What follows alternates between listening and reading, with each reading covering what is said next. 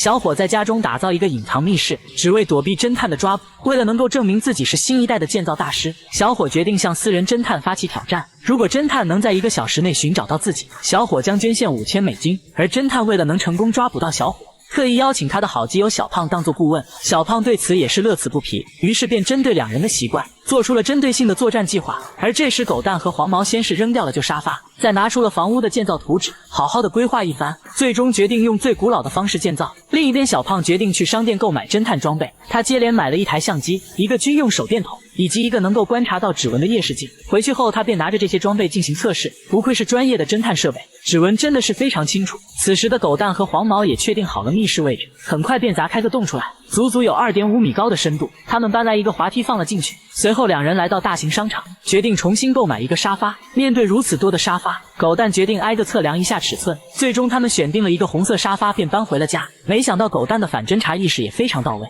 买来了各种间谍工具，还有各种隐藏式的摄像头，甚至就连充电器都是摄像头，以便能够随时观察到侦探的行动方向。接着就将所有的摄像头摆放在房间的各个角落。没想到此时侦探竟利用高科技手段，时刻观察着狗蛋的动向。狗蛋他们在将沙发切开个洞后，也成功钻了进去，可这里明显缺少了娱乐项目，因此两人决定去商店选购一番。没想到此时的小胖早已守候在外，并且驾车对两人进行近距离的跟踪。这时狗蛋也发现了小胖在跟踪自己，于是在进入商店后，分别选购了一些游戏机以及电视，而饮料以及零食更是必不可少的物品，顺带着还拿了一些能够娱乐的玩具。之后两人便商量如何甩掉小胖，最终经过一番骚操作，也是将小胖甩得无影无踪。两人也是满载而归的回到家中，并且将所有物品全部投放进去。可怎料电视机过于庞大，根本无法放进去。趁着狗蛋不在，黄毛竟将电视机切割成2半，不怕队友菜，就怕队友是笨蛋。接着两人开始对密室进行简单的装饰，再挂上1个床单，摆上了所有的零食以及能够娱乐的电竞设备后，一个充满氛围感的密室也终于搭建完成。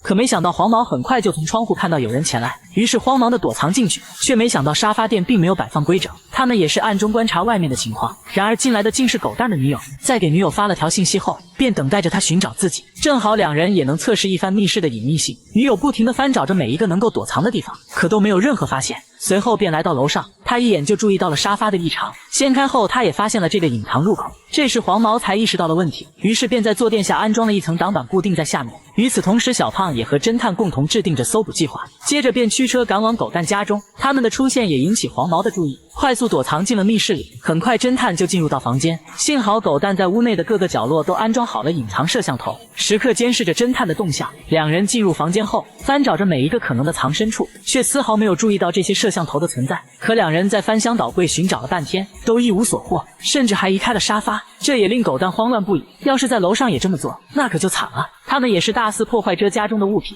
暴力拆除着每一个玻璃以及镜子，看得狗蛋更是心疼不已。接着从柜子后面发现一个隐藏密道，却并不能通向狗蛋的密室。随后两人便来到楼上，没想到接下来的做法差点将狗蛋的心脏吓出来。侦探直接在沙发处翻找起来，幸好没有任何发现，于是再次进行地毯式搜捕。侦探试图利用自己的专业知识，想要获取一些指纹信息。此时小胖便注意到了角落处的狗熊，他也发现了隐藏在熊眼睛里的摄像头，在一阵暴力打压过后，成功取出了摄像头。这时侦探提议，如果将整栋房间的电源全部切断，他们就没有办法监视到我们了。于是在寻找到总电源开关后，下一秒整栋房子都停电了。随后狗蛋提议让女友去将电源合上，这样就能恢复用电。女友更是冒着危险跑了出去，成功将供电系统恢复。然而没想到却被小胖撞了个正着，两人逼迫他说出房间内所有能够藏人的地方。机智的他不停诱导着小胖做一些无用功，时间就这样1分1秒被浪费掉了。最后时刻两人疯狂的进行翻找，整个屋子都快被两人拆除了，还不停的摔着东西。